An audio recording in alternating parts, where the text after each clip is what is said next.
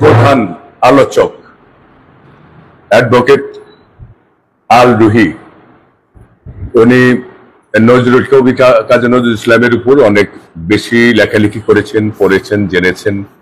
আমরা যতদূর জানি, আমরা জানি যে ওই অর্থে বলতে চাই না, তো উনি যে যতটুকু জানেন সে তত বলতে পারেন, বা যিনি যত ঘাটেন তিনি তত হাঁটেন, উনি তত বলতে পারেন। আমাদের অনেকের তুলনায় আমাদের অ্যাডভোকেট আল রুহি সাহেব নজরুলের উপরে অনেক বেশি পড়ালেখা করেছেন, ঘেটেছেন, গবেষণা করেছেন। তা আমরা তার পূর্বের আলোচনায় বুঝেছি এই কাজী নজরুল ইসলামের উপর আমরা আরো একাধিক পর্ব করেছি, এটা শেষ পর্ব।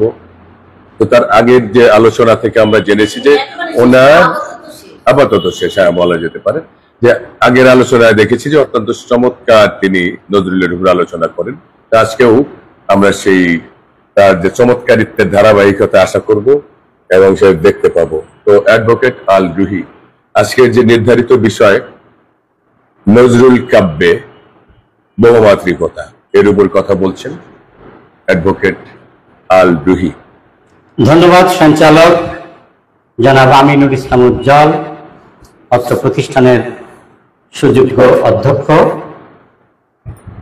আজকের অনুষ্ঠানে সম্মানিত অতিথি হিসেবে উপস্থিত রয়েছেন টাঙ্গাইলের ব্যবসায়ী সমাজের কর্ণধার, ব্যবসায়ী নেতা জনাব আবুল কালাম মুস্তফা লাবু। তারও একটু আগে উপস্থিত ছিলেন টাঙ্গাইলের বিশিষ্ট শিক্ষাবিদ, ঐতিহ্যবাহী সরকারি কুমুদিনী মহিলা কলেজের সম্মানিত অধ্যক্ষ প্রফেসর খলিলুর রহমান। এখানে উপস্থিত রয়েছেন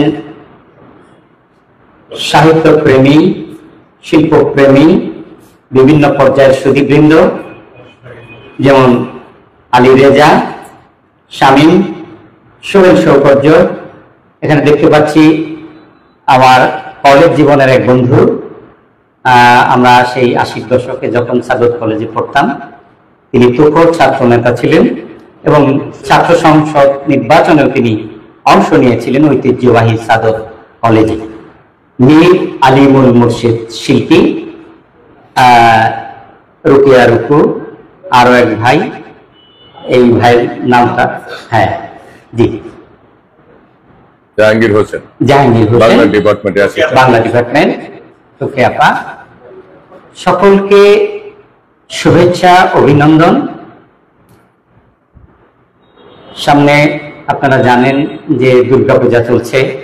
এই দেবী দুর্গাকে নিয়েও তার বেশ কটি কবিতা রয়েছে।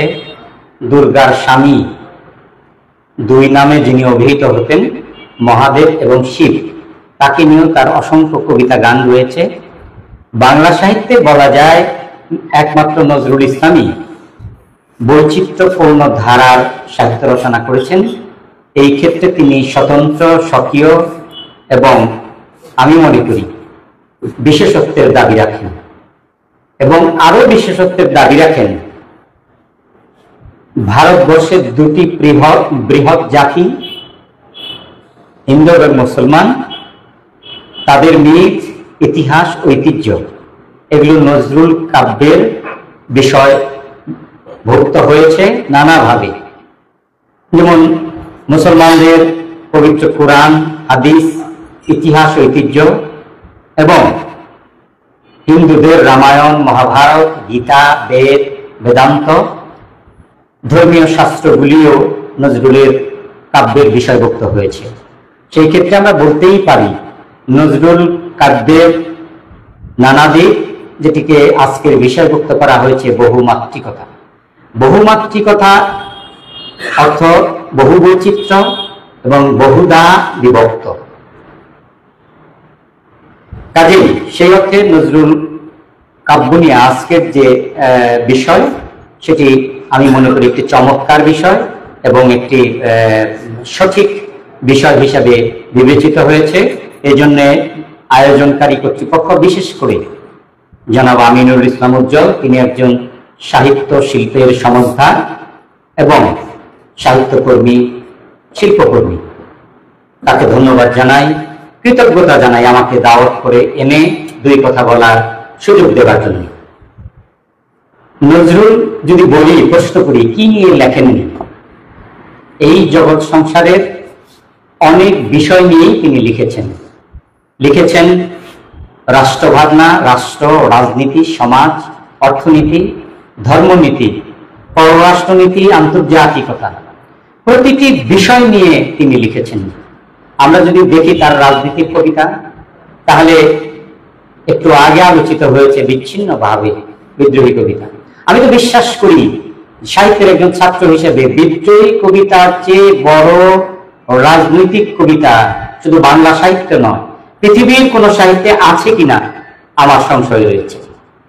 এই কবিতার মধ্যে যেমন রয়েছে রাজনীতি, সমাজনীতি, অর্থনীতি, চিরন্তন মানবাত্মার মুক্তির যে আকাঙ্ক্ষা, যে বাসনা, যে কামনা, সর্বোপরি মানুষের যে সম অধিকারের আকুতি, সেটি কিন্তু বিদ্রোহী কবিতায় ফুটে উঠেছে। বিদ্রোহী কবিতার মধ্যেই মানুষের মুক্তির সুর এত চমৎকার ভাবে, এত মুক্ত ভাবে ধ্বনিত হয়েছে যে একজন রাষ্ট্র দার্শনিক বলেছেন যে মানুষ স্বাধীনতা নিয়ে জন্মায়, কিন্তু সমাজ, সভ্যতা, সংসার বা রাষ্ট্র ব্যবস্থা, আইন ব্যবস্থা তাকে আস্তে আস্তে শৃঙ্খলিত করে। নজরুল এই কবিতায় মানুষের যে মুক্তির কথা বলেছেন, এখানে তিনি ধর্ম মানেননি, এখানে তিনি সমাজ মানেননি, এখানে তিনি রাষ্ট্র মানেননি, কোন রাষ্ট্রের যে সীমানা সেটি তিনি মানেননি। আপনারা দেখবেন যে এই কবিতা সেই আন্তর্জাতিক বিষয় আশয় স্থান পেয়েছে, সেই সপ্তাকাশ, সেই বৌরাট, এটি আপনি দেখবেন যে মুসলমানদের মিলছে কি, কিন্তু অরফিয়াসের বাঁশি, অরফিয়াস ছিলেন সেই ইয়েদের গ্রীসের একজন দেবতা, তিনি বাঁশি বাজাতেন, সে বাঁশিতে ঘুমিয়ে পড়তো মানুষ, এবং সেই ঘুমের যে বাঁশি সেটি তিনি উপমা হিসেবে এনেছেন, মিথ হিসেবে এনেছেন। এরকম অসংখ্য মিথের ব্যবহার তাই বিদ্রোহী কবিতার মধ্যে রয়েছে। আপনারা দেখবেন শুধু এই কবিতা নয়, এই কবিতার আগেও বাংলা কবিতায় তিনি যে কবিতাগুলো লিখেছেন, সেই মহরম, মুসলমানদের সেই মহরম, সেই ঐতিহাসিক, সেই ট্র্যাজিক ঘটনা, কারবালার প্রান্তরে রসুলের বংশধরকে নির্মমভাবে হত্যা করা হয়, সেখানে তারা শাহাদত বরণ করেন, সেটি নিয়ে তিনি কবিতা লিখেছেন। আপনি দেখেন যে তুর্কি বিপ্লবের সেই ঘটনা, তুর্কি বিপ্লবের যে মহানায়ক সৈয়দ মোস্তফা কামাল আতাতুর্ক, তাকে নিয়ে তিনি কবিতা লিখেছেন, তার সেই বিপ্লবকে নিয়ে কবিতা লিখে তাকে স্বাগত জানিয়েছেন। আসেন আনোয়ার পাশার কথা, আনোয়ার পাশাকে নিয়ে তিনি কবিতা লিখেছেন, রিফ সর্দারকে নিয়ে তিনি কবিতা লিখেছেন। তিনি কবিতা লিখেছেন সেই উমর ফারুক, যিনি খোলাফায়ে রাশেদিনের একজন শ্রেষ্ঠ খলিফা, তিনি কাঁধে করে বয়ে নিয়ে সেই আরবের দুঃখী মানুষদের খাদ্য বিতরণ করতেন।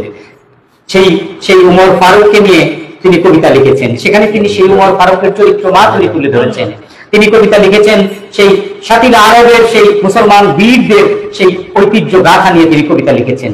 তিনি সেই ভারতের বিভিন্ন রাজনৈতিক নেতাদের নিয়ে তিনি কবিতা লিখেছেন। আপনারা দেখবেন যে আমি আমার কাছে একটি সংগৃহীত গ্রন্থ রয়েছে, নজরুল ইনস্টিটিউট প্রকাশিত নজরুল কবিতা সমগ্র, সেটির মধ্যে নজরুল ইনস্টিটিউট তার যে সমগ্র কবিতা সংকলন করেছেন, সেটির মধ্যে 21টি কাব্যগ্রন্থের নাম উল্লেখ রয়েছে, 21টি কাব্যগ্রন্থ। কিন্তু তারপরে আমরা জানি আরো একটি কবিতার সংকলন রয়েছে সঞ্চিতা, আমি সেটি সঙ্গে করে নিয়ে এনেছি।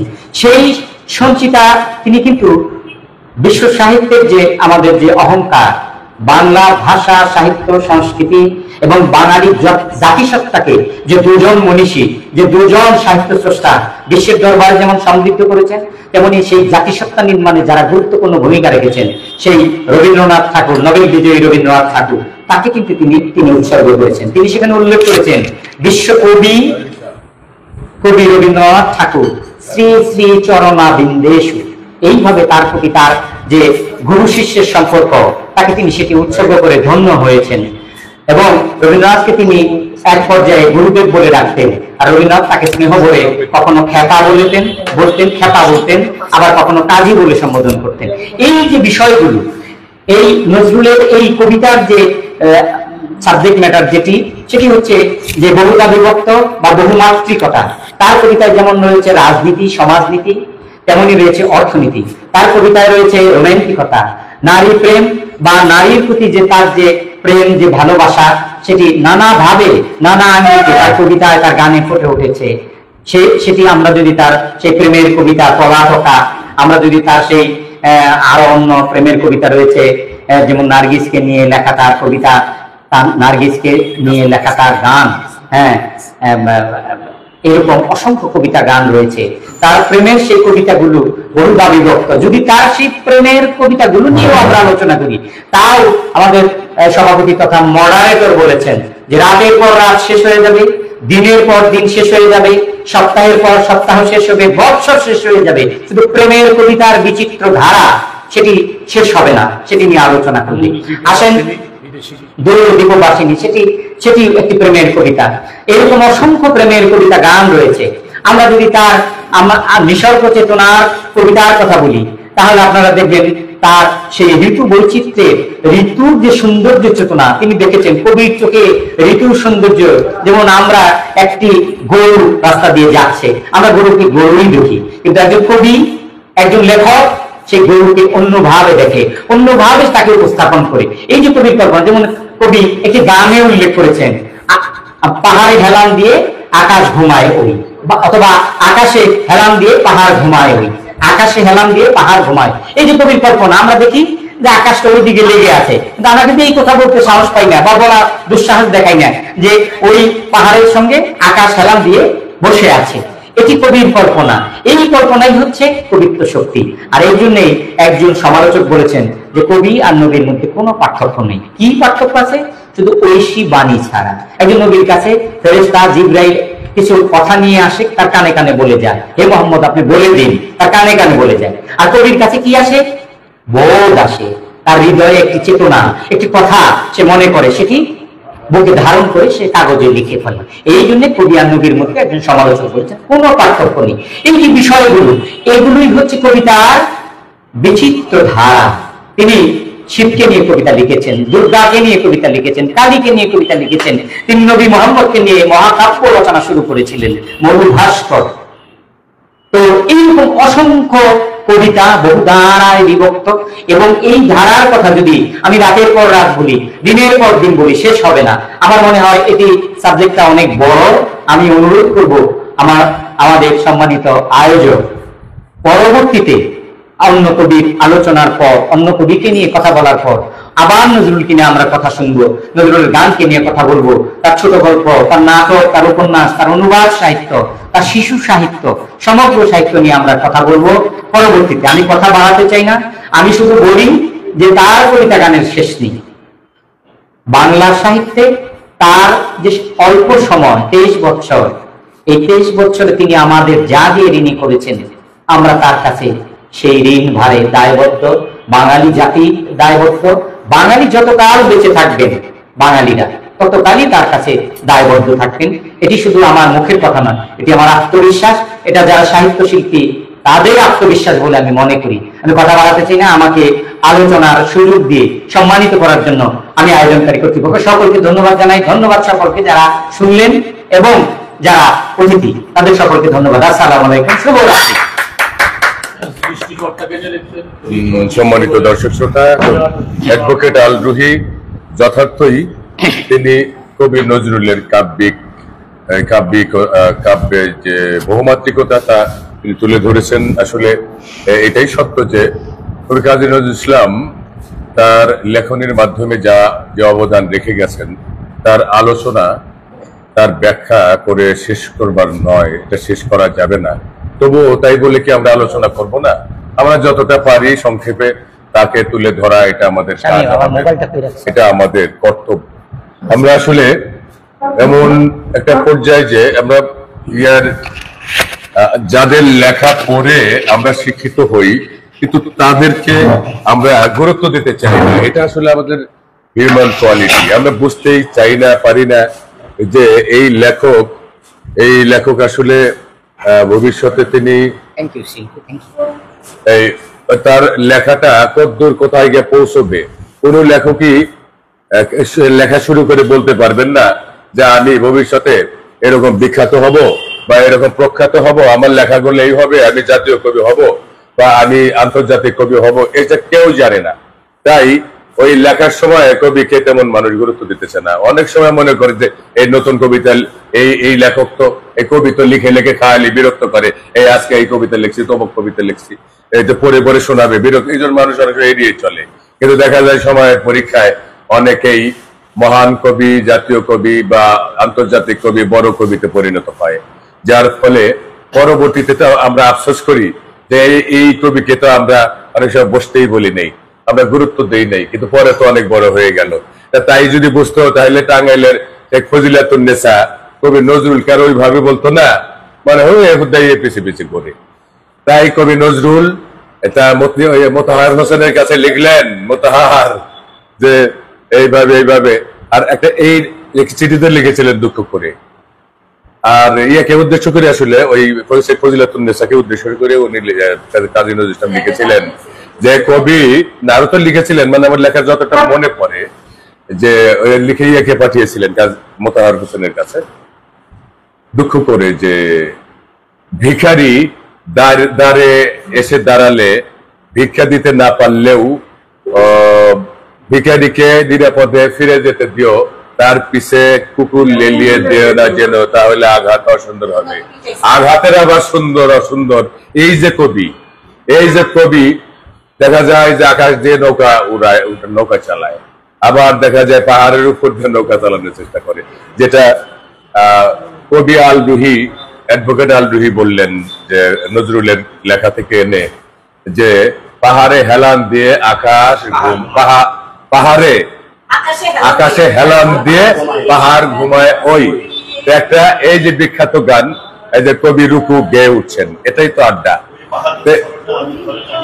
হ্যাঁ, এই যে আবার কবি নজরুলেও বলেছেন মোরা 8 জন্মে হংস মিথুন ছিলাম, এগুলো কবির কল্পনা, তাই বলে উনি ছিলেন পূর্বজন্মে বিশ্বাস করতেন তা নয়। আবার যদি আবার দেব না ভুলিতে, আমি কাক চিল পাখি হয়ে আসবো, এগুলো কল্পনা, এলা আসবে না সে নিজেও জানে। কিন্তু এগুলো এই জন্য কবি এবং মানুষের মধ্যে, সাধারণ মানুষের এখানে পার্থক্য। যাই হোক, আমি একজন প্রশংসা করতে গিয়ে আমিও এক বক্তব্য বানিয়ে ফেললাম।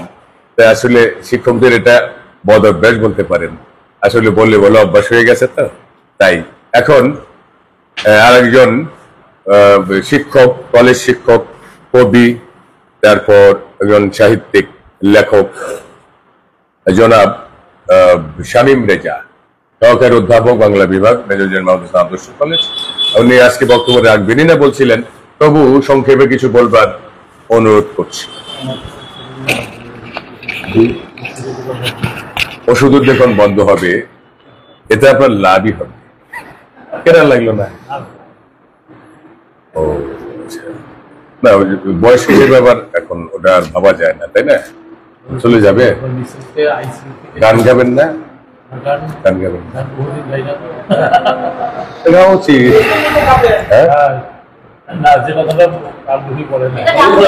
নজরুল কবি মানে নারীকে নিয়ে, পাহাড়কে নিয়ে, আকাশকে নিয়ে, নদী, সাগর, সৃষ্টিকর্তা কত বলেছে, বিশ্ব বিরাট শিশু আনন্দ আগেতে বলেছে তুমি আপনার রয়, এটাই আড্ডা, এটাই সৌন্দর্য, এটাই আকর্ষণ। সৃষ্টিকর্তাকে নিয়ে না, অনেকে ধন্যবাদ যাচ্ছে না, মানে এই মত হয়ে গেছে, এটাই আড্ডা, আড্ডার সৌন্দর্য।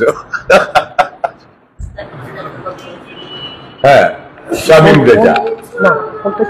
হ্যাঁ, শামীম রেজা, শিক্ষক শামীম রেজা একজন লেখক, অত্যন্ত জনপ্রিয়, ধৈর্যশীল এবং অনুষ্ঠান কিভাবে করিয়ে নিতে হয় তার এক চমৎকার দৃষ্টান্ত কিন্তু আজকে আমি এখানে থেকে লক্ষ্য করলাম। আজকের প্রথম দিক থেকেই একটা কুফা লেগে গিয়েছিল আমাদের অনুষ্ঠানের পিছিয়ে।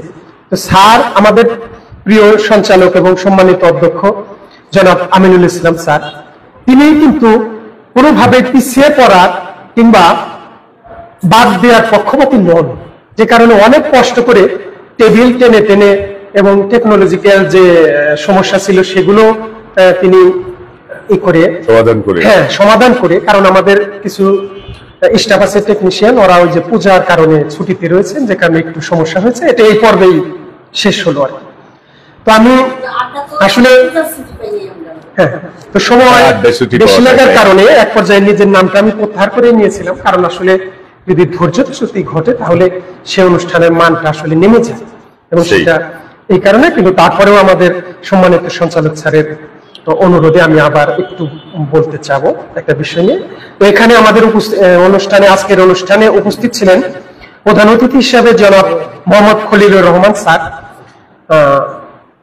বিন্দুবাসিনী সরকারি কলেজ, কুমুদিনী কলেজ। হ্যাঁ, এখানে আরো উপস্থিত রয়েছেন অত্যন্ত অভিজ্ঞ এবং যিনি সাহিত্যকে লালন করেন, ধারণ করেন, জনাব আবুল কালাম মোস্তফা লাভু, সভাপতি ব্যবসায়ী ঐক্য জোট টাঙ্গাইল। এবং আমাদের এখানে যে শিল্পী ভাই উপস্থিত রয়েছেন, আমাদের নজরুল বিষয়ক গবেষক জনাব অ্যাডভোকেট আল রুহি ভাই, আমার বড় ভাই, তিনি রয়েছেন। অত্যন্ত এই যে চৌকস আলোচক জনাব সুরেন সৌকর্য এখানে রয়েছেন, আপনারা আমার পরে হয়তো ওনাকে পাবেন। এবং এই যে আমাদের জনাব জাহাঙ্গীর হোসেন স্যার, এবং এই যে একজন ব্যাংকার হয়েও এত তিনি শিল্পবোদ্ধা যে তার এই অনুষ্ঠানে আসতে যে কতটা কষ্ট হয়, এটা আসলে আমরা যারা তাকে লক্ষ্য করি সেখান থেকে কিন্তু আসলে ব্যাপারটা বুঝতে পারি, কিন্তু তিনি কষ্ট করে উপস্থিত হন। ধন্যবাদ ভাইকে। উপস্থিত রয়েছেন আমাদের একজন প্রিয় আপা, উনি নজরুল বিষয়ক বেশ অভিজ্ঞ এবং নজরুল সঙ্গীত শিল্পী। তো আজকে হয়তো আমরা তার গান শুনতে পাবো। তা আমি আসলে আজকের আলোচনা কি করব সে বিষয়টা নিয়ে গতকাল থেকে ভাবতেছিলাম, কারণ আমরা ইতিমধ্যে নজরুল বিষয়ে আরো 2-1টি অনুষ্ঠান শেষ করেছি আমি, এবং সেখানে আমি নজরুল কাব্য নিয়ে আলোচনা করেছিলাম। কিন্তু আমি কোনোভাবে রিপিটেশনে মানে যেতে চাচ্ছি না। তো যে কারণে আসলে ভিন্ন কি বলা যায় সে বিষয়টা আমার মধ্যে কাজ করেছিল, এবং আমি একটা বিষয় পেয়ে গিয়েছি। তো সেটা হচ্ছে আজকে পর্যন্ত সে বিষয়টি উঠে আসেনি। তো সেটা হচ্ছে যে নজরুল কাব্যে বহুমাত্রিকতা যে রয়েছে, সেখানে কিন্তু একটা উল্লেখযোগ্য ব্যাপার রয়ে গেছে, যেটাকে মূলত নজরুল ছড়ায়, সে শিশুদের মাধ্যমে ছড়ায় তিনি যেভাবে উঠে এনেছেন বৈজ্ঞানিক কল্প কাহিনী, বিজ্ঞান এবং কবিতায় যে বিজ্ঞান মনে রাখবেন রয়েছে, আসতে পারে, সেটা তিনি উঠিয়ে এনেছেন। এবং সে আজ থেকে কত বছর, নজরুলের মৃত্যু হয়েছে ৭৬ বছর, এই এবং মৃত্যুরও তো তিনি আগেই লিখেছেন, বছর 40 প্রায় হয়ে আসছে, তাই না?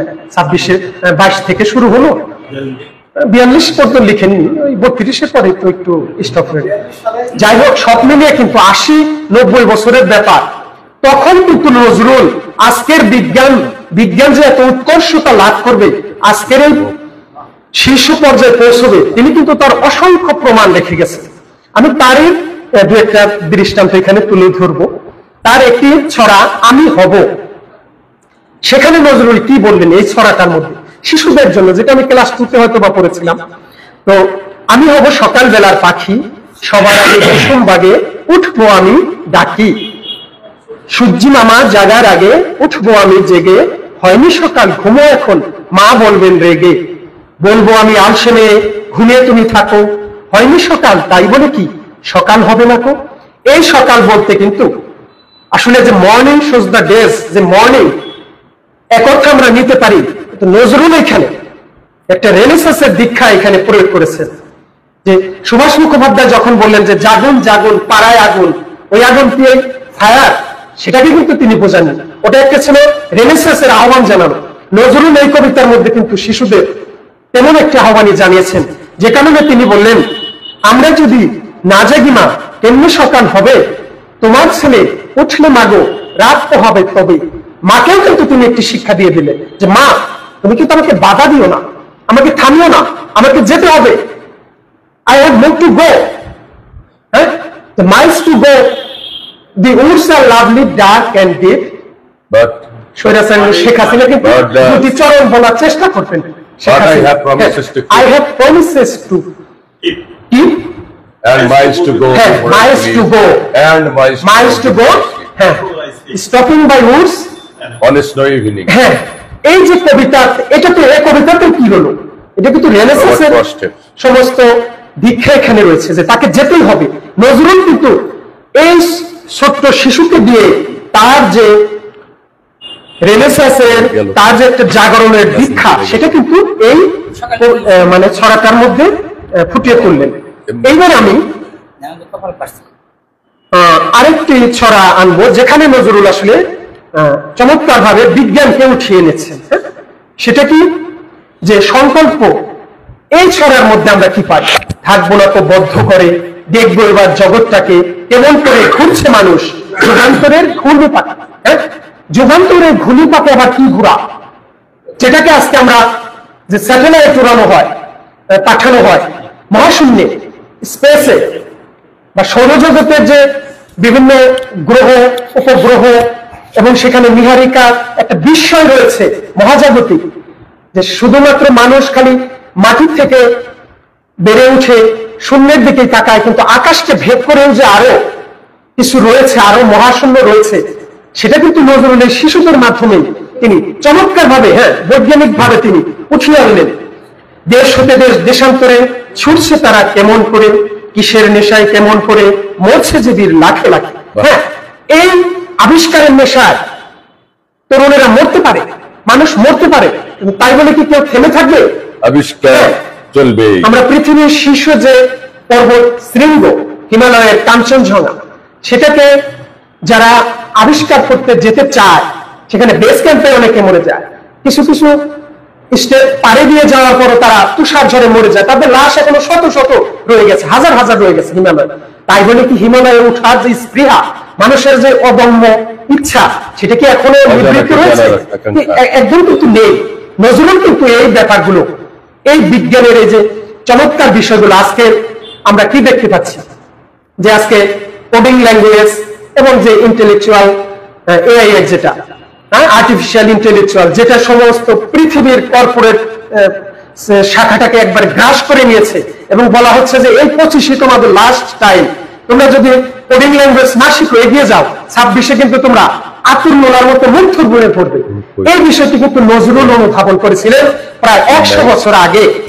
তার যে সবচেয়ে মানে পঠিত বহুল, যেটাকে বলা হয় যে প্রচারিত হোক, যেভাবে বিদ্রোহী কবিতা, সেটাতে কিন্তু প্রথমে তিনি এই বিজ্ঞানকেই আবার উঠিয়ে এনেছে। দেখুন, বলো মহাবিশ্বের মহাকাশ ফারি, চন্দ্র সূর্য গ্রহ তারা ছাড়ি, ঘুলক দোলক দোলক ভেদিয়া, খোদার আসন আরশ ছেদিয়া। খোদার আরশ তিনি কি বলেন? সেই মেরাজকে বলা হয়। আজকে লাইলাতুল যে শেষ আসমান, সেটাকে নজরুল ভেদ করে দিলেন, আর কোন কবি দিলেন তাকে থামানোর জন্য? পল্লব যুগে এত কবিদের প্রচেষ্টা, পঞ্চপাণ্ডবে নজরুলের নাম নেই। বুদ্ধদেব বসু ঘোষণা করলেন যে নজরুল চড়া গলার কবি, তার কাব্যে হইচই বেশি, বলে নজরুলকে থামিয়ে দিতে চান।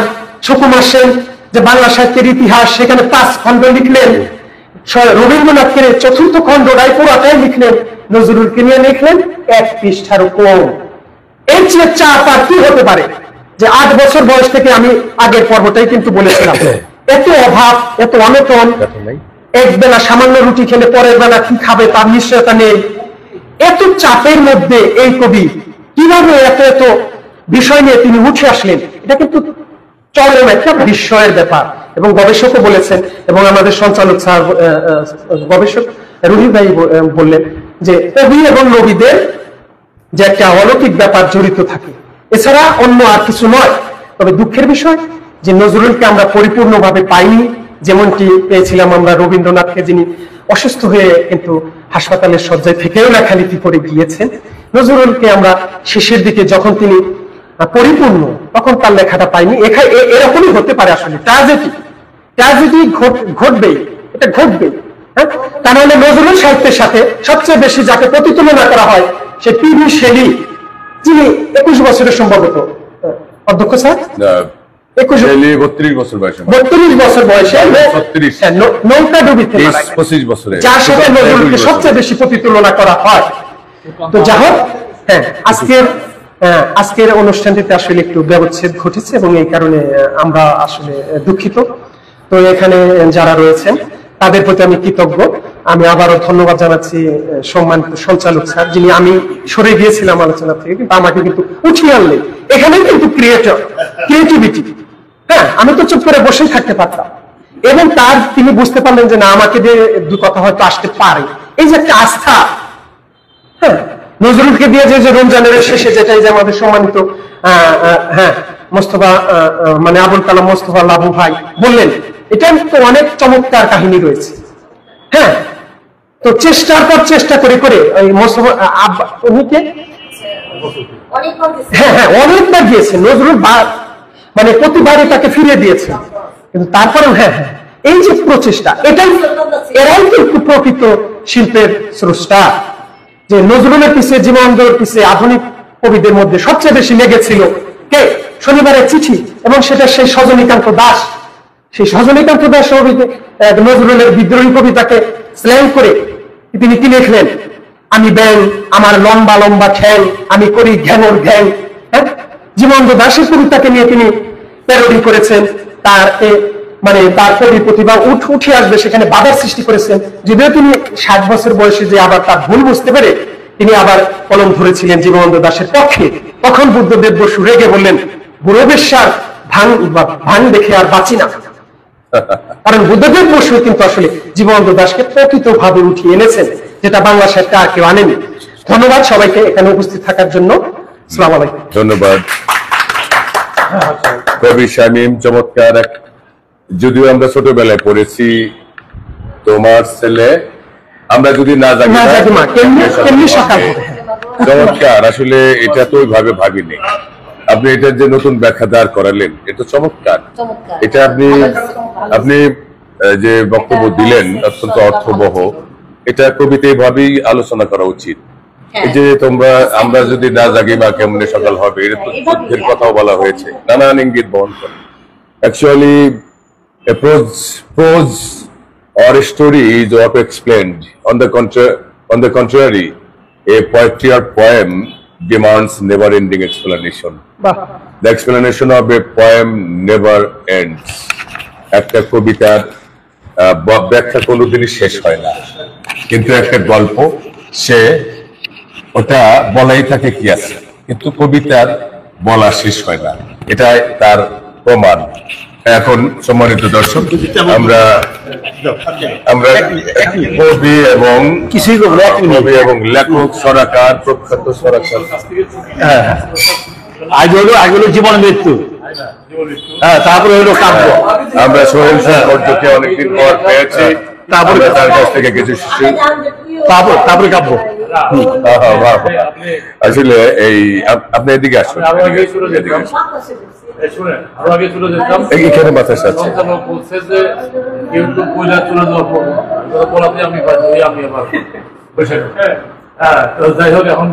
অসুবিধা নেই, আসলে আপনি অনেক আবুল কালাম মোস্তফা লাবু ভাই, আসলে এই যে আমরা চিরকৃতজ্ঞ আপনার। আপনি কি যে কাছে যে এটা বলার অপেক্ষা রাখে না, কি যে জরুরি কাজ ফেলে ওখানে এসছেন।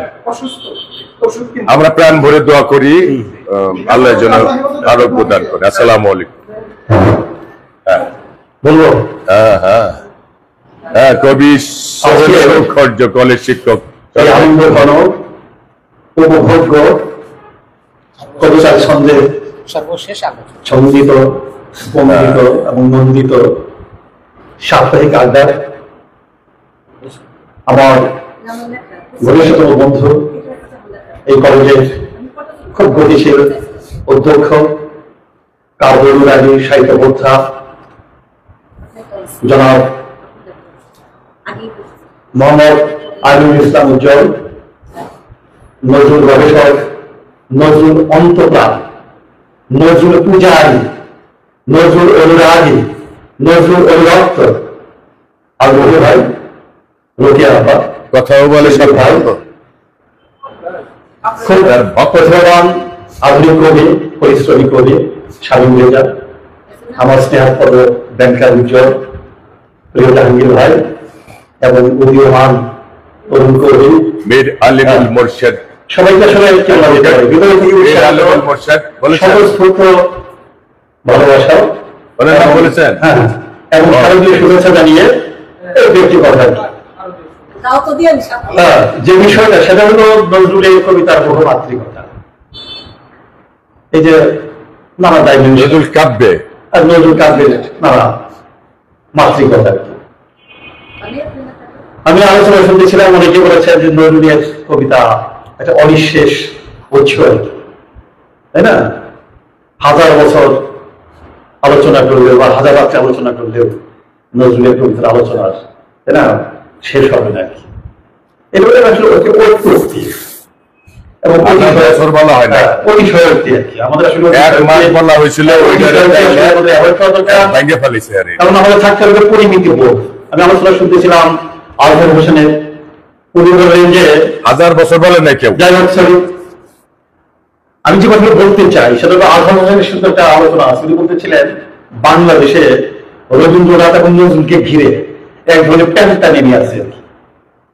এবং আরো বললেন যে কবিতাগুলো আসলে আবেগ প্রধান, তো যখন কবিতার পাঠক তার খুব আবেগ প্রধান হয়।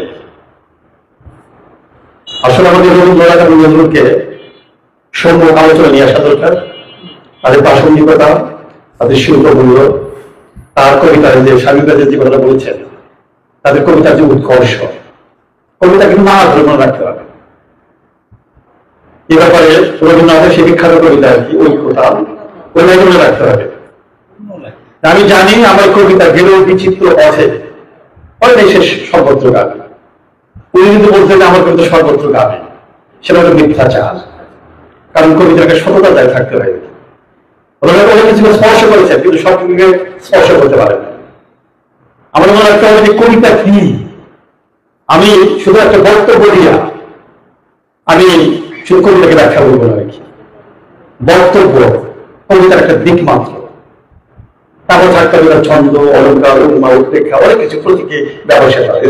স্বামীবাদের যে কথা বলতেছিলেন, আমরা যদি না জানি বা কেমনে সকাল হবে, এই লাইনে খুব ব্যর্থবোধক, খুব কাব্যিক। কিন্তু আমি আমার সকালবেলায় পাখি একদম সাধারণত সেগুলো মনে রাখতে হবে সেই কবিতার শ্রেষ্ঠ কবিতা, যে কবিতার মধ্যে একটা আলো আধারি আছে, অস্পষ্টতা আছে, রহস্যময়তা আছে এবং ইঙ্গিত আছে। কিন্তু দুর্ভাগ্যজনক ভাবে আমাদের অনেক জনপ্রিয় কবিতা বড় বেশি বক্তব্য প্রধান। আমরা অনার্স ফার্স্ট ইয়ারে কেউ অনার্স পড়াই, আমি নিজে পড়াই। এখন পড়াচ্ছি হলো সূর্য দুরন বাড়ি, কিন্তু শেষ করি শুরু করবে বিষাদ সিন্ধু। বিষাদ সিন্ধু সম্পর্কে একটা বই বেরিয়েছিল, শতবর্ষী বিষাদ সিন্ধু। সেখানে হাসান আজিজুল হকের একটা প্রবন্ধ আছে, আমি তার স্বামীকে পড়তে বলি। সেটা একটা দুর্দান্ত কথা বলেছেন হাসান আজিজুল হক, যে বিষাদ সিন্ধুর একটা বিষয়, সেটা হলো কি শব্দার্থের মধ্যে তার মর্মার্থ মেলে, শব্দার্থের মধ্যেই তার মর্মার্থ মেলে। যেমন আমাদের মেঘলার মধ্যে আপ্ত কিছু তৎসম শব্দের সংখ্যার আছে, এই শব্দ অর্থকে জানলে দেখা যাচ্ছে পাওয়া আর কি। সেটা আমার মনে রাখতে হবে। জীবনানন্দকে বারবার আমি কোট করবো। আমার আজকের অনুষ্ঠানের সম্মানিত সভাপতি, তার মনোযোগ আকর্ষণ করছি। জীবনানন্দ একটা লাইন, জীবনানন্দ বলেছিলেন, মানুষের ভাষা তবু অনুভূতি দেশ থেকে আলাদা পেলে নিঃক্রিয়া বিশেষণ এভাবে নদীর শব্দের কঙ্কাল জ্ঞানী অধিকারী থেকে ঢের দূরে থাকে। এরকম লাইন হাজার বছরের বাংলা কবিতায় কেউ লিখতে পারেন না, পারবেও না। এখানে জীবনানন্দের অনন্যতা, সেখানে জলের মতো ঘুরে ঘুরে একটা কথা কয়। এই বিষয়গুলো যাতে আমার মনে হলো কবিতা নানা ধরনের, নিম্নমানের কবিতা, মাঝারি মানের কবিতা, উৎকৃষ্ট কবিতা, মহৎ কবিতা, আর কোন রকম পদ্য, এই ভেরিয়েশন গুলো আমাদের ভালো বুঝতে হবে। তারপরে আমি যে সবাই এসে বেশি পরিশ্রম করে সবাই লেখার চেষ্টা করি। আমি বড় মাপের ছড়াকা না হলেও আমার মনে হয়েছে বাজারি মাপের ছড়াকা আর কি। আমার এই বই লেখা কিছু রবীন্দ্রনাথ, নজরুল, সুকুমার রায়, সত্যেন দত্ত, এদের কবিতা, এদের পদ্য, এদের ছড়া খুব কাজ করেছে। এদের কাছে আমি ঋণী। অতএব নজরুল ইসলামকে ছোটবেলা দেখানো মানি হয় না। ঝাঁকড়া তুলে বাদ্যদলার মহান পুরুষ, সৃষ্টি শোকের উল্লাসে কাপা। কিন্তু আমাদের মধ্যে সেই মুগ্ধতা না থাকে, আমাদের মধ্যে শুধু স্থাপকতা না থাকে, আমরা ব্যাখ্যা করবো, বিশ্লেষণ করবো। নজরুল সাহিত্যের যে বড় মাতৃভাষা সব ঠিক আছে, কিন্তু আমাদের মনে রাখতে হবে বৌদ্ধ বংশের সেই কথা যে কাজী নজরুল ইসলাম বাংলা কবিতায় সবচেয়ে বেশি একটা অপচরিত প্রতিভা। উনি গল্প লেখার প্রতিভা নিয়ে জন্মগ্রহণ করেন নাই। উনি 18 গল্প লিখেছেন, স্বাধীনতা সাহিত্যের ছাত্র এবং সাহিত্যের অধ্যাপক। নজরুলের কয়টা গল্প কালোত্তীর্ণ গল্প আলোচনা ব্যাখ্যার দাবি রাখে। নজরুল 3টা উপন্যাস লিখেছেন, বাদনহারা, মৃত্যু খোঁজা, কুহেরিকা, সেগুলো আরো নিটল দার্ঢ কালো যে মহৎ উপন্যাস কিনা আলোচনা দাবি রাখে। আমাদের একটা অনেক করে আরেক কাজ করে, আরেক আদি সহ্য অনেক সময় কবিতার ক্ষেত্রে এক ধরনের ত্রুটি আর কি। কবিতা থাকতে একটা পরিমিত বোধ, একটা সংহত রূপ, যার ফলে নজরুলের প্রেমিক কবিতার মধ্যে দেখেছে। এটা একটা কবিতার বলে আমরা অনার্সে পড়াই, চক্রবা, ভালো কবিতা, সুন্দর কবিতা। কিন্তু নজরুল ইসলাম তার গানে যতটুকু সংহত, স্বল্প পরিসরে আবেগে অনুভবে অনুভূতির প্রকাশ ঘটাতে হয়, যার ফলে লেখাগুলো খুব সংহত হয়, কালোজয়ী হয়। রবীন্দ্রনাথের কবিতা একই দোষ, অতি কঠোর দোষে দুষ্ট, যাকে দুই লাইনকে মনে ভাগ ব্যক্ত করা যায়, সেটা রবীন্দ্রনাথ 50 লাইন লিখেছেন। রবীন্দ্র সমালোচক প্রমোদ বাগ বেশি বলেছেন যে রবীন্দ্র ঠাকুরের কবিতা অতি কঠোর দোষে দুষ্ট। রবীন্দ্র ঠাকুরের গানের ক্ষেত্রে কিন্তু সেটা প্রযোজ্য না, কারণ সেখানে পরিসর কম, যার ফলে আবেগকে সংহত করা, এটা পরিমিত করার একটা অবকাশ ছিল। যেমন বারবার আমরা রবীন্দ্রনাথ করবো, নজরুল করবো, কারণ মনে রাখতে হবে রবীন্দ্রনাথ এবং নজরুলই একমাত্র বাংলা সাহিত্য না।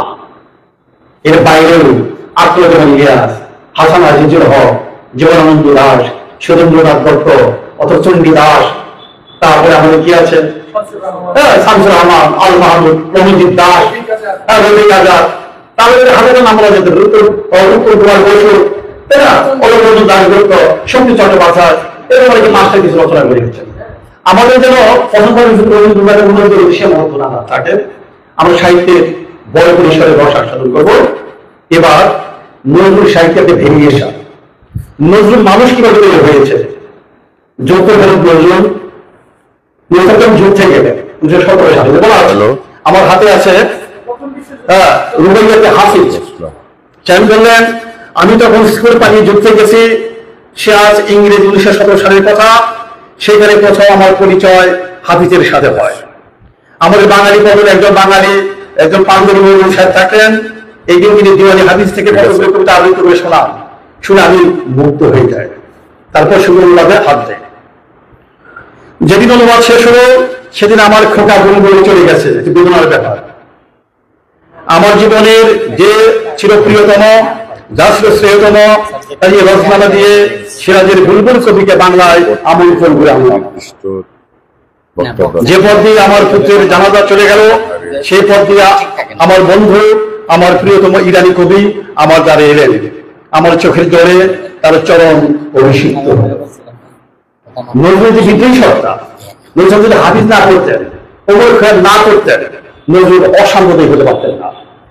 নজরুলের মধ্যে ইরানি কবিদের অধিকাংশই তথাকথিত নাস্তিক রূপে আখ্যাত হলেও এরা ঠিক হয়তো নাস্তিক ছিলেন না। এরা খোদাকে বিশ্বাস করতেন, শুধু স্বর্গ নরক, রোজ কিয়ামত প্রভৃতি বিশ্বাস করতেন না। কাজে শাস্ত্রাচারী দল এদের উপর এত খাপ্পা ছিলেন। এরা সর্বদা নিজেদের স্বাধীন চিন্তাকারী ভেবেচারী বলে সম্বোধন করতেন। এর জন্য এদের প্রত্যেককে জীবনে বহু দুর্ভোগ সহ্য করতে হয়েছে। হাফিজ লিখেছিলেন, ওরে মূর্খ, এমন ফুল ফসলের দিন আর তুই কিনা সারা ত্যাগ করে বসে আসছে। নজরুল মানুষ তৈরি হয়েছে হাফিজ পড়ে, অমর খৈয়াম পড়ে, রুমি পড়ে।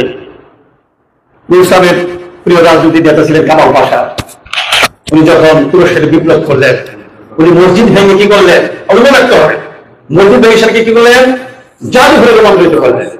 নজরুলের কবিতায় আছে, আপনি পড়েন, তার বিখ্যাত পড়ে শিক্ষার কাপে বলা আছে, আপনার কেউ বলেন না সেগুলো। নজরুল বললেন, ভাঙে মন্দির, ভাঙে মসজিদ, ভাঙিয়ে গির্জা, গায়ে সঙ্গী। তো সেগুলো এত বলেন না কি, তার অসাম্প্রদায়িক কথাবার্তা। তিনি কিন্তু কামাল পাশাটা বলে হয়ে বললেন, ভাঙে মন্দির, ভাঙে মসজিদ, ভাঙিয়ে গির্জা, গায়ে সঙ্গী। ঠিক আছে, রক্ত গরম হয়ে যায়। কেমন অসাম্প্রদায়িক, কেমন পরিবেশের মানুষ আর কি। ঠিক আছে, নজরুল ইসলাম খুব আন্তরিকতার সাথে, খুব দক্ষতার সাথে হাদিসকে বাংলা অনুবাদ করেছেন।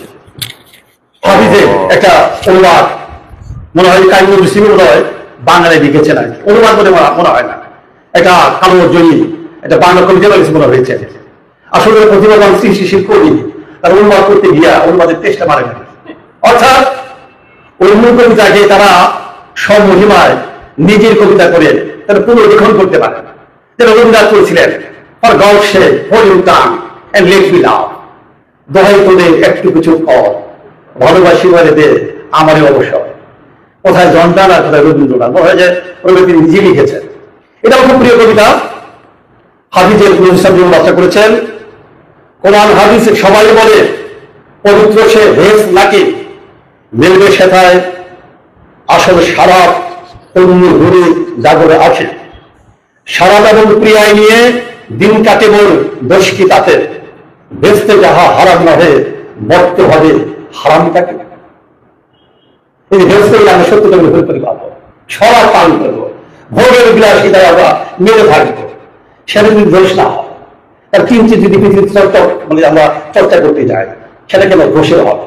এই যে বৈপরীত্য, এটাকে নজরুল ইসলাম হাদিস থেকে ধার করেছেন। যাই হোক, বারবার আমাদের নিরসনকে করতে হবে।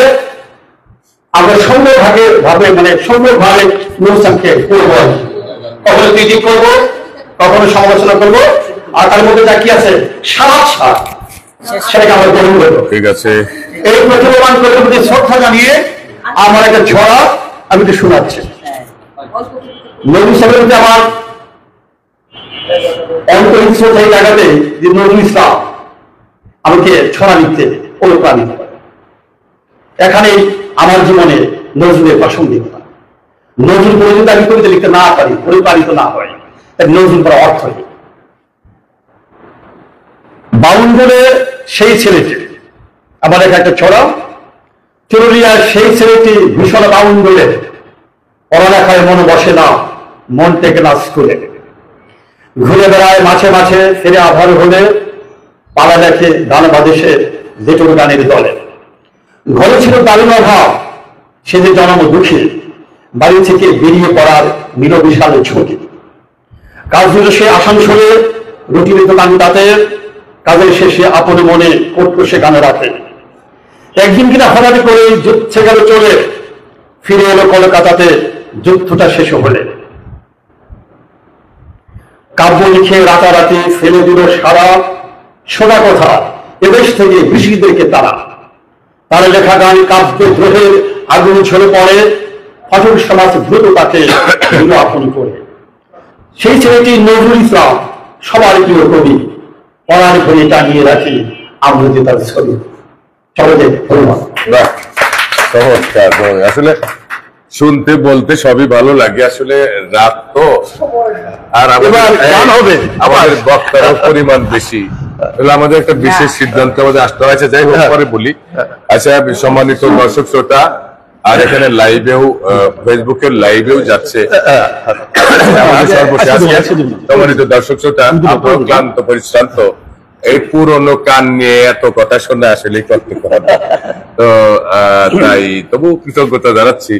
আমাদের এই যে আপনাদের আশ্বস্ত করে রাখছি যে সর্বশেষ এই আবৃত্তিকার, মানে বক্তব্য দিবেন না তো, আসলে যেটাই করুন আর কি, যাই করুন উনি শেষ আর কি। রোকেয়া রঘু কলেজ শিক্ষক, সরকারি কলেজ শিক্ষক, আমরা তার কাছে কিছু পরিবেশনা শুনবো। ওয়ালাইকুম আসসালাম। এখানে আমার 11 নাম নাই বললেন। এবং এখানে সামনে আমার অভিজ্ঞ আলোচক এবং যারা এতক্ষণ ধৈর্য সহকারে শুনছেন, সবাইকে আসসালামু আলাইকুম। আসলে এত আলোচনায়, এত সুন্দর আলোচনা এবং এত দীর্ঘ আলোচনার পরে এবং শেষ বক্তার কোন আলোচনা থাকে না, আমার মনে হয় ধৈর্য থাকে না। আমি একটু কথা বলতে চাই। আমি ভবিষ্যতে, যেটা আমি উজ্জ্বল ভাইকে বলছিল এইখানেই শেষ, আমি বললাম না, আপাতত শেষ নাকি, আপাতত শেষ। কারণ আমাদের এই জাতীয় কবি, তারপরে বিশ্বকবি, এদের নিয়ে আলোচনা কখনো শেষ বলা যাবে না। আমরা যখনই সুযোগ পাবো তখনই এদের নিয়ে আলোচনা করবো। কাজে আমি অনুরোধ করবো, তার যে সঙ্গীতের ভান্ডার প্রচন্ড, অনেক বড় ভান্ডার, আসলে সেদিন আমরা তৃপ্ত সহকারে আলোচনা করতেও পারি নাই বা শুনতেও পারি নাই। আমার কাছে কেন জানি মনে হয়েছে যে ওই আলোচনাটা আমি করতে ই করবো আর কি, এতটাই হই। আবারও চাচ্ছি আপনার কাছে, বারবার চাচ্ছি এই আলোচনাগুলো আসুক, তবে একদম একজনকে নিয়ে এত না করে সবাই সুযোগ করে। যাই হোক, আমি ভবিষ্যতে আসলে আমি দুঃখের সাথে বলি, আজকে আমার মায়ের এই ছবিটি এবং 2 দিন আগে মারা গেছে আমার বাসায়, আমি বাইরে বলছি আসবো না, আমার এক আত্মীয় বোন, আজকে তার 3 দিন চলতেছে এবং আমার বাসায় একটা সুখের পর্যায়ে আসলে সবাই আমরা আছি। ভাই বলো যে আপনি আসেন, আসলে সুন্দর ভালো লাগবে। আপনাদের এখানে এসে আমি অনেকটা নিজেকে একটু স্বাভাবিক মনে করতেছি, এই জন্য ধন্যবাদ আমাকে এখানে রাখার জন্য। মাহমুদুল হাসান কলেজে সম্মান দেওয়ার জন্য। এবং রুমিবাইকে আমি একটু অনুরোধ করবো, আমার কাছে নজরুলের অনেক আলোচনার অনেক কিছু আছে, আমি নজরুলকে ছোটবেলা থেকে ভালোবাসি, এর আগ্রহে বলেছি। আমি যদি আপনার পাশাপাশি, আপনি আমার গুরু নজরুলের, এবং আমি যদি আপনার শিষ্য হতে পারি, তাহলে মাঝে মাঝে যদি আমাকে ডাকেন বা এখানেও ডাকেন বা যেখানেই ডাকেন, আমি একজন মহিলা বিষয় কাটিয়ে নজরুল নিয়ে আপনার পাশাপাশি নজরুল আলোচনা করতে চাই ভবিষ্যতে। আমার জন্য দোয়া করবেন, আমি চেষ্টা করব সেই আলোচনা হওয়ার জন্য। যাই হোক, আমি বেশি আলোচনা করবো না, কিছুই আলোচনা করবো না, একটা কবিতা দিয়ে শেষ করবো। তবু এইটুকু বলবো যে 20 শতাব্দীর এই যে আমার একটা কাব্যের থেকে শুধু একটা আমার নজরুল কাব্যের সাথে এখানকে একটা কথাই বলবো, 20 শতাব্দীর প্রথম ও দ্বিতীয় দশকের বাংলা সাহিত্য থেকে তাকালে আমরা প্রতিভা সম্পন্ন বেশ কজন কবিকে দেখতে পাই। সেটা হলো মহিতলাল, বিহারীলাল, হেমচন্দ্র, নবীনচন্দ্র, মানে এই যে কিছু কবিকে আমরা দেখতে পাই, এদের যে ক্ষীণ মানুষের আলো ভেদ করে রবীন্দ্র প্রতিভাকে তারা ছাড়াতে পারেন না। এখানে কিন্তু নজরুল কি করছেন, তার একদম সৃজনশীল প্রতিভা নিয়ে একদম এই আলো ভেদ করে সামনের দিকে এগিয়ে আসছে। আমরা মনে করি যুগস্রষ্টা সে, নজরুল কাছে স্বাতন্ত্রতা আছে এবং মৌমাত্রিকতা আছে, কিন্তু আমি মনে করি সে একটা যুগ সৃষ্টি করেছেন, নতুন যুগের সৃষ্টি করেছেন। তাই আমি বলবো যে আসলে নজরুলকে নিয়ে আলোচনা করা আমাদের এত সহজ নয়, এত তাড়াতাড়ি শেষও হবে না, এটা যতদিন যাবে এটা চলতেই থাকবে। নজরুল বললেন, জাগো নিপীড়িত জাগো, জাগো কৃষক, জাগো শ্রমিক, জাগো নারী। এখন নারী নিয়ে বলতে গেলে অনেক কথা আসবে, অনেক রাত হয়ে যাবে, যেহেতু বলবো নিপীড়িত জাগো, কৃষক জাগো এবং শ্রমিকরা জাগো, তাই আমি শ্রমিকের একটা কবিতা দিয়ে আজকে এই আলোচনা শেষ করবো। সেটা হলো নজরুল, আমরা সবাই জানি। দেখিল সেদিন রেলে কুড়ি এক বর্ষা, তাই ফেলে মরেছে ফুল, চোখ থেকে এলো জল, এমনি পরে কি জগৎ চুলিয়া মাল খাবে বল, যে প্রতিচ্ছুদের হারিয়ে বাষ্প শপথ চলে, বর্ষা বিষয়ে চলিল তাহাকে দলে। বেতন দিয়েছ চুপ কর, কত মিথ্যাবাদী দল, কত কাইলে করিবে তুই, কত করিবে রাজপথে তবে চলেছে নতুন সাগর জাহাজ চলে, রেল পথে চলে বাষ্প সকল ছিঁড়ে গেল পরে। বলে কি এসব কাহাদের গান, তোমার অট্টালিকা আজ ঘুরে আনা, ঘুরে দেখো প্রতীকে আছে লেখা। তুমি জানো না কোনো, কিন্তু পথে কবি ভুল করা জানো, রেল পথ, রেল জাহাজ, সকল অট্টালিকার মানে। আসিতেছে সুপুরি দিনে দিনে বহু বাড়িয়াছে বেলা, সুদিতে হইবে হাতুড়ি সাগর গাড়িটি চালিয়ে ভাঙল যারা পাহাড়, পাহাড় বাতাসে পথে দুপাশে পড়িয়া যাবে হাত। তোমার সেবিতে হইল যাহারা নজর নদী ও কুলি, তুমি দেখিতে যারা পবিত্র অঙ্গে লাগালো ফুল। তারাই মানুষ, তারাই দেবতা, তাদের তাহাদেরই গান, তাদেরই পক্ষে তাদেরই ব্যতীত পক্ষে মাতৃ আসে লবণ উত্থান। ধন্যবাদ সবাইকে। আসলে এই কবিতার মধ্যে আমাদের সকল শ্রেণী সকলের কথা বলা হয়ে যায়, এরপরে কোনো আলোচনা চলে না, অনেক রাত হয়ে গেছে। আসলে উনি বলছে যে একই দিনে দুটি কুসুম হিন্দু মুসলমান, হিন্দু যেটার নয়নমণি, মুসলিম যেটার প্রাণ। আসলে এটা চাইছে, আর তাকে এত রোমান্টিক কবি হিসেবে আলোচনা অনেক হয়েছে।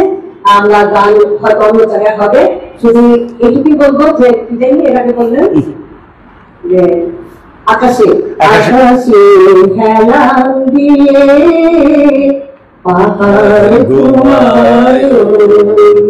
ধন্যবাদ সবাই। প্রিয় দর্শক শ্রোতা, বহুল প্রতীক্ষিত সেই শেষ, মানে শেষের অপেক্ষায় আমরা ছিলাম, কখন না জানি শেষ হয়, হলো শেষ, তাই বেশ বাংলাদেশ। আল্লাহ ফিনিশে যাও।